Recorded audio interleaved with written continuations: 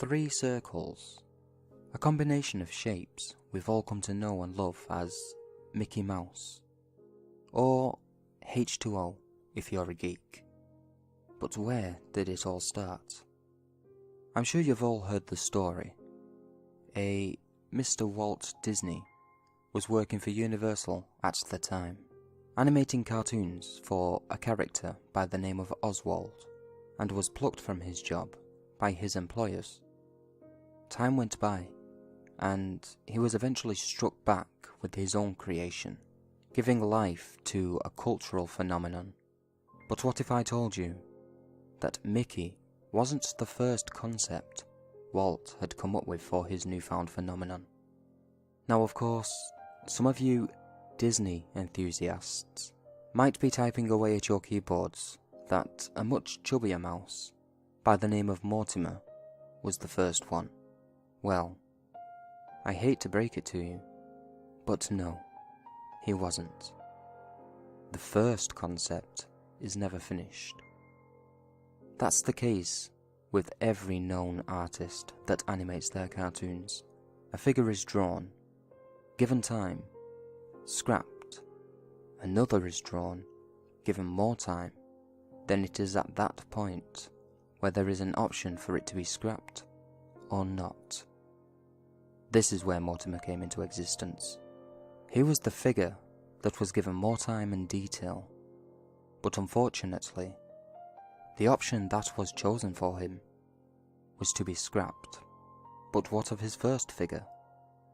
Well, no one outside of this blog post really knows for certain, but there were drawings that suggest this character had to be something more unsettling than the mouse that exists today. Now, I'm not going to sit here and tell you that Walt Disney sat down and drew a mouse pulling his own damn head off. Though, I have to say, that would be pretty cool to see, as an artist who actually draws macabre-based material. But no, because instead of drawing said character beheading themselves, Walt chose to draw this specific character out of several tremendous emotions he was experiencing at that point in time. This character he gave a little nickname to as Bub. Now Bub wasn't particularly scary in terms of appearance. Now any artist that views stories such as these on a site like this will recreate a given character to meet more of a nightmarish quota. It really confuses others into thinking a character looks one way, when in reality, it looks completely different. But I'm losing my main focus here. Again, Bub wasn't exactly an unnerving creature due to his appearance. In fact, he looked almost as friendly as you could possibly imagine. But, as most people say, there are dark secrets that lie under the brightest smiles. He had some of those secrets, which were whispered to another through drawings. And these drawings weren't exactly easy to get to. According to a source I came across a while back, which has since been removed, apparently, you had to be chosen by Walt Disney himself to view these certain sketches. But he never gave them to you himself.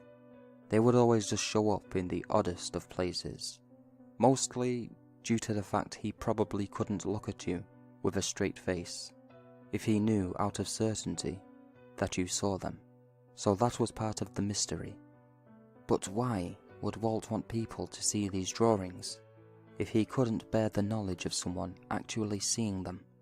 Well, because that was his call for help, or rather, whisper for help. Either way, it was never answered.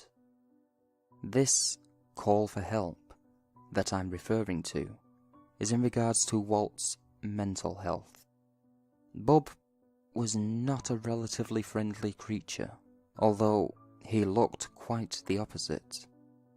Bub had some issues which were scribbled onto the paper where he was drawn, each with a different emotion. Now, As for his appearance, Bub wasn't a short, chubby being with a can-do attitude, like Mortimer or Mickey. Instead, he was a tall, skinny, almost famished creature with something close to a permanent smile etched onto his face. Although he would frown from time to time if the contents of the paper were anything close to upsetting for the artist himself. This goes back to when I stated that Walt had a sort of call for help due to his mentality. Everything he wrote next to this creature never particularly changed his mood drastically. They were always more along the lines of vents than anything else.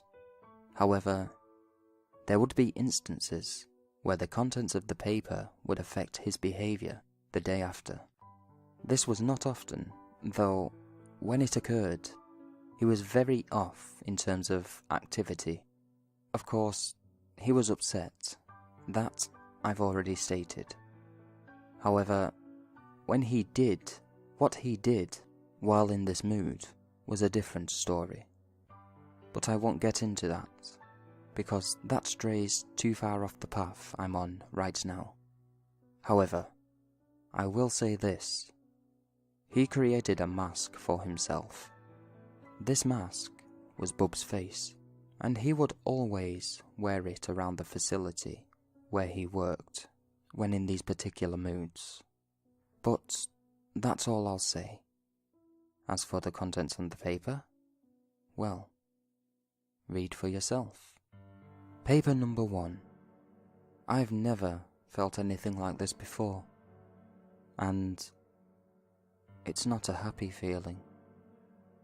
These were written alongside a sketch of Bub, sitting with his legs crossed, facing a wall with an intense amount of shading. Paper number 2. I strive to make others feel happy. Why don't I feel it myself? This was written alongside a sketch of Bub, clasping his hands around his head, along with a nervous expression on his face. Paper number 3.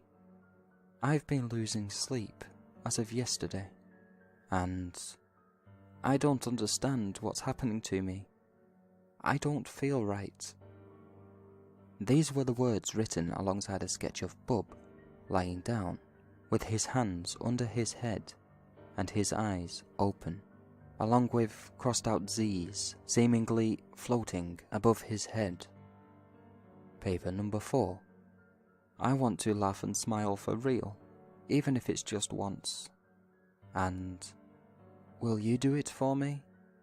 This was written alongside a sketch of Bub, stretching out his smile, exposing multiple elongated teeth, along with several haars surrounding him.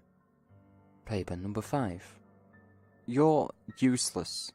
I'm getting nowhere with you. I need proper help. This was written alongside a sketch of Bub, with an arrow pointing to his head and X's over his eyes. These were the only drawings I could find and document.